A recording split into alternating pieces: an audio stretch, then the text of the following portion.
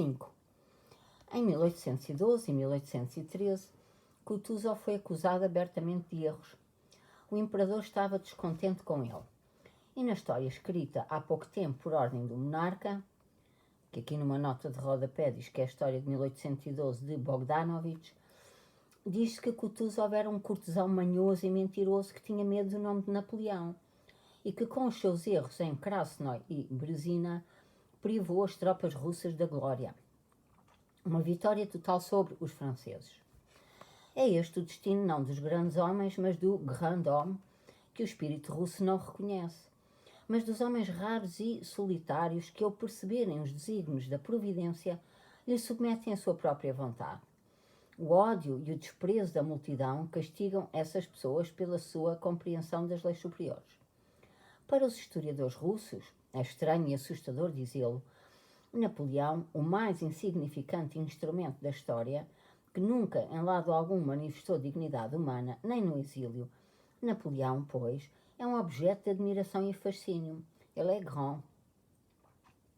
Ora, Kutuzov, que desde o início até ao fim da sua atividade em 1812, de Borodino a Vilna, foi sempre fiel a si mesmo, em todos os seus atos e palavras, dando um exemplo inédito na história de abnegação e de ter, num momento determinado, a consciência do significado futuro do acontecimento, Kutuzov, portanto, parece-lhes uma criatura indefinida e miserável.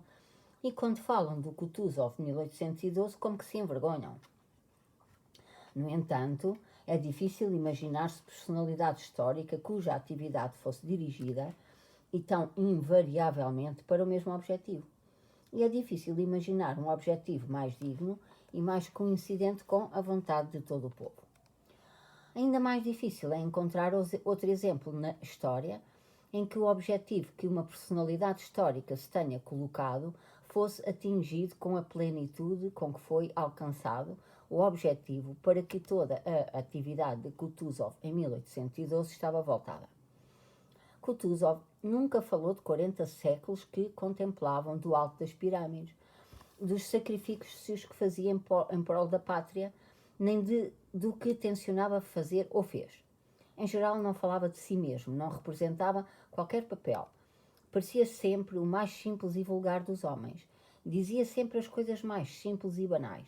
Escrevia cartas às suas filhas e a Madame de Staël, lia romances, gostava da companhia de mulheres bonitas, brincava com os generais, oficiais e soldados, nunca discutia com as pessoas que lhe queriam provar qualquer coisa. Quando o conde Rostopchin, na ponte de Yauza, se aproximou de Kutuzov com demonstrações pessoais relativas a quem tinha a culpa da perda de Moscovo, dizendo: como foi que o senhor prometeu não abandonar Moscovo sem batalha? Kutuzov respondeu: não abandonarei Moscovo sem batalha, apesar de Moscovo já ter sido abandonada. Quando Arakchev, vindo por ordem do imperador, disse que era preciso nomear Ermolov comandante da artilharia, Kutuzov respondeu: sim, acabei de dizer a mesma coisa, embora um minuto antes tivesse dito uma coisa muito diferente. Que importância tinha para ele, o único a compreender todo o gigantesco significado do acontecimento, no meio da chusma de ineptos que o rodeava, que diferença lhe fazia que o conde Rostopchin lhe atribuísse a calamidade da capital? Ainda menos o poderia interessar a pessoa que fosse nomeada para comandante da artilharia. Não só nestes casos, mas sempre, este homem velho que, pela experiência da vida, chegara à convicção de que as ideias e as palavras que as exprimiam não eram forças motrizes das pessoas, dizia palavras sem sentido absolutamente nenhum, as primeiras que lhe vinham à cabeça. Porém, este mesmo homem, que tanto desprezava as suas próprias palavras, nem uma vez durante a sua atividade disse uma única palavra que não correspondesse ao único objetivo que ele perseguia durante toda a guerra. Com evidência, involuntariamente e com a certeza penosa de que não o iam compreender, exprimia a sua ideia muitas vezes e nas mais variadas circunstâncias. A partir da Batalha de Borodino, quando começaram as discórdias com os que o tinham rodeado, foi o único a afirmar que a Batalha de Borodino tinha sido uma vitória, e sempre o repetiu até à sua morte, nas conversas e nos relatórios. Foi o único que disse que a perda de Moscovo não tinha sido a perda da Rússia. Em resposta à sugestão de paz que lhe trouxera Lauriston, disse que não podia haver paz, porque era essa a vontade do povo. Foi o único durante a retirada dos franceses que disse: todas as nossas manobras são inúteis, tudo acontecerá por si melhor, mesmo melhor do que segundo nós desejamos, e é preciso dar ao inimigo a ponte de ouro, e nem as batalhas de Tarutin, nem de Viasma, nem de Krasnoi são necessárias, pois é preciso chegar à fronteira com algum exército ainda, e por 10 franceses eu não daria um russo. Este cortesão, como nulo querem apresentar, este homem que mente a Arakchev para agradar ao imperador, foi o único que, em Vilna, perdendo com isso as boas graças do imperador, disse que a persecução da guerra no estrangeiro seria prejudicial e inútil. Mas as palavras apenas não provariam que ele compreendia então o significado do acontecimento. Toda a sua atividade, sem o mínimo desvio, era dirigida para um objetivo único expresso em 3 ações. 1. Investir todas as forças no embate com os franceses. 2. Vencê-los. E 3. Expulsá-los da Rússia, aliviando, na medida do possível, os sofrimentos do povo e do exército. Ele, o delongador Kutuzov, cujo lema era paciência e tempo, este inimigo das ações decisivas, fez a Batalha de Borodino, revestindo os preparativos para essa batalha numa solenidade sem precedentes. Ele, este Kutuzov, que antes da Batalha de Austerlitz disse que era uma batalha perdida, em Borodino, apesar das afirmações dos generais de que a batalha tinha sido perdida, e apesar do facto inédito na história de o exército recuar depois de ter ganho a batalha, foi o único, contra todos, a afirmar até à morte que a Batalha de Borodino tinha sido uma vitória. Foi o único, durante a retirada dos franceses, que insistiu em que se evitassem batalhas, dizendo que já eram inúteis, em que não se começasse uma nova guerra e em que não se atravessasse as fronteiras da Rússia. Agora é fácil compreender-se o significado do acontecimento, se não atribuirmos à atividade das massas os objetivos que apenas estavam na cabeça de uma dúzia de pessoas. É fácil porque todo o acontecimento, com todas as suas consequências, está agora à nossa vista. Mas de que maneira, naquela altura, um homem velho, contra a opinião de todos, pôde adivinhar o significado nacional do acontecimento e adivinhá-lo com tanta exatidão e certeza que não desistiu dele nem por um instante sequer. A fonte desta penetração de força extraordinária no sentido dos fenómenos em curso residia no sentimento nacional que ele trazia em si em toda a pureza e força. Somente a sua consciência deste sentimento fez com que o povo escolhesse para representante da guerra do povo, por tão estranho desígnio contra a vontade do monarca, um velho que tinha perdido as boas graças deste. E só este sentimento o colocava naquela elevação humana superior, do alto da qual ele, comandante em chefe, investia todas as suas forças não para matar e aniquilar pessoas, mas para as salvar e as poupar. Esta figura simples, modesta e por isso mesmo verdadeiramente majestosa, não correspondia à fórmula falsa do herói europeu, inventada pela história, que aparentemente dirige e guia as pessoas. Para o lacaio não existe este grande homem, porque o lacaio tem a sua própria noção de grandeza. 6. 5 de novembro foi o dia da chamada Batalha de Krasnoi. Ao fim da tarde, quando, depois de muitas discussões e muitos erros dos generais que foram aos sítios errados, depois do envio de ajudantes de campo com contra-ordens, quando já era claro que o inimigo fugia por todo o lado e que não haveria nem poderia haver batalha, Kutuzov saiu de Krasnoi e foi para a aldeia de Dobroi, para onde tinha sido transferido no próprio dia o quartel-general. O dia estava claro e frio, com uma enorme comitiva de generais descontentes com ele, cochichando nas suas costas. Kutuzov ia, montado num cavalo branco e gordo, para Dobroi. Ao longo de todo o caminho estavam a aquecer-se às fogueiras grupos de prisioneiros franceses capturados no próprio dia, ao todo uns 7.000.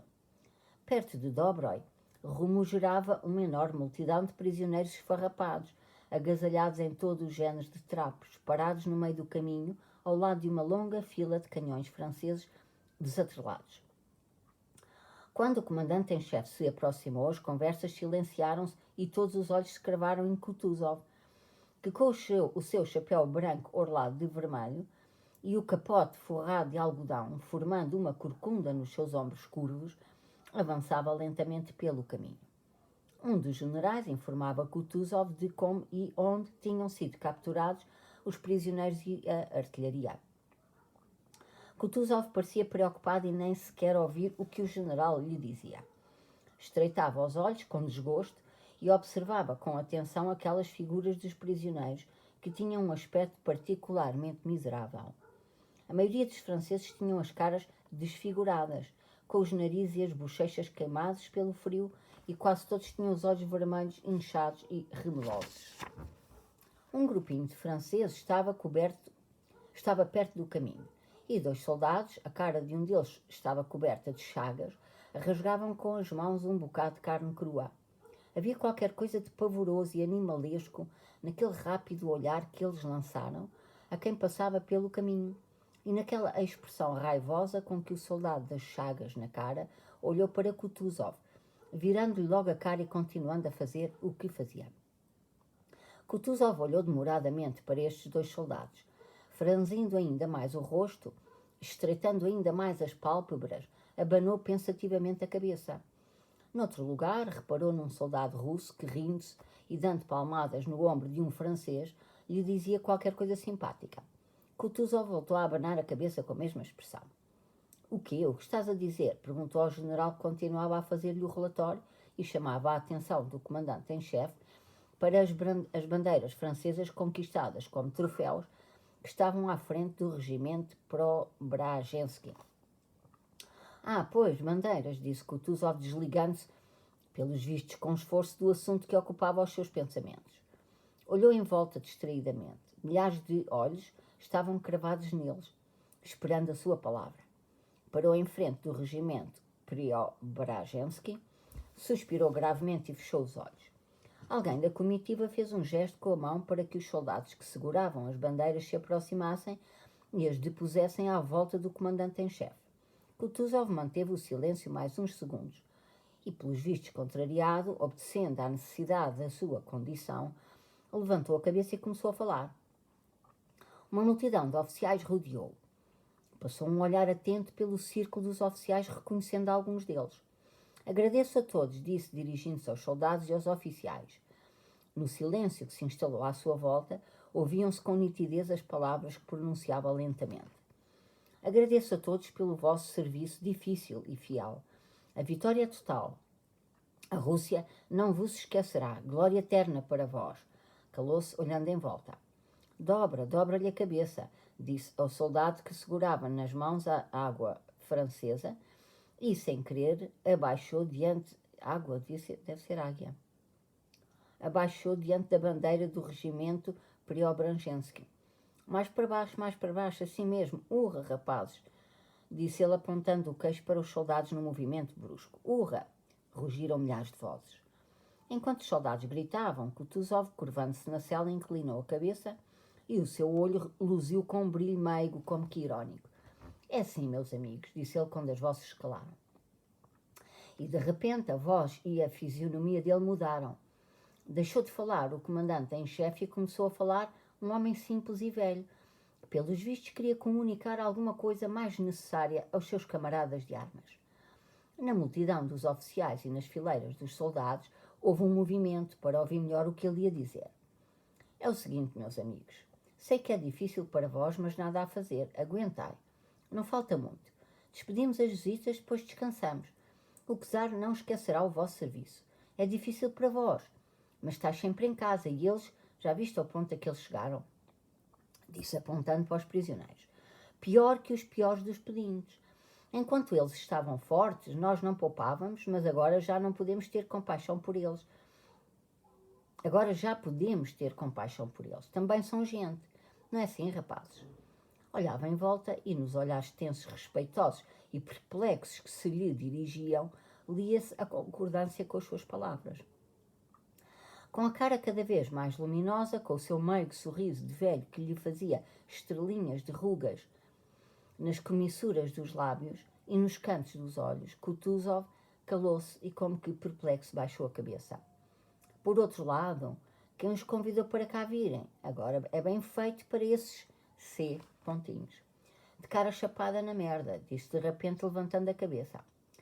E brandindo o azurrague, foi-se embora, a galope, pela primeira vez em toda a campanha, ao longo das fileiras dos soldados que riam a bandeiras despregadas, rugiam urras e desalinhavam as formaturas. Era pouco provável que as palavras de Kutuzov fossem compreendidas pelas tropas. Ninguém conseguiria reproduzir o conteúdo do discurso do comandante em chefe, a princípio solene e no final bonacheirão de velho.